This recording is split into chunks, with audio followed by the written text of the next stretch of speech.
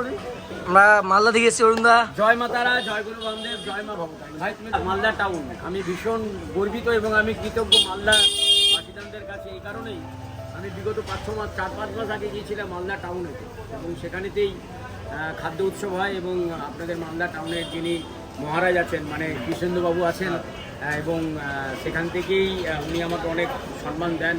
এটা আমার পাওয়ার যোগ্য নয়, কিন্তু তার সত্ত্বেও উনি আমাকে এত বড় একটা সম্মান দিলেন, এত বড় সম্মান দেওয়ার জন্য কৃতজ্ঞ আপনাদের কাছে।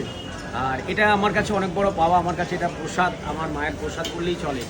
তার একটাই কারণ, কলকাতা আর মালদা প্রায় 600-650 কিলোমিটার, প্রায় 600-650 কিলোমিটার একটা ফুটপাতের দোকানদারকে অত দূরে নিয়ে যাওয়া হয়েছে এবং সেখানে এত বড় একটা সম্মান, এটা আমার কাছে সত্যি অনেক বড় পাওয়া। আর মালদা থেকে আমার ভাইরা এসছেন, গাজল থেকে এসছেন, প্রায় মালদা থেকে প্রায় 25-30 কিলোমিটার। আমি সত্যিই তোমাদের কাছে কৃতজ্ঞ যে এত দূর থেকে কলকাতায় কোনো কাজে এসে ডেকাসলেনে ঢোকা আর ডেকাসলেনের খাদ্যের জায়গা, তোমার খিচুড়ি আর বেগুন সুন্দরী খেতে এসেছি আমরা।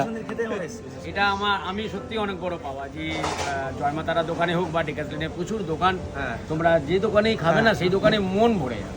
কেন আমাদের ডেকাসলেন কলকাতার বুকে এমনই একটা জায়গা যে গুলিটা সারা দিন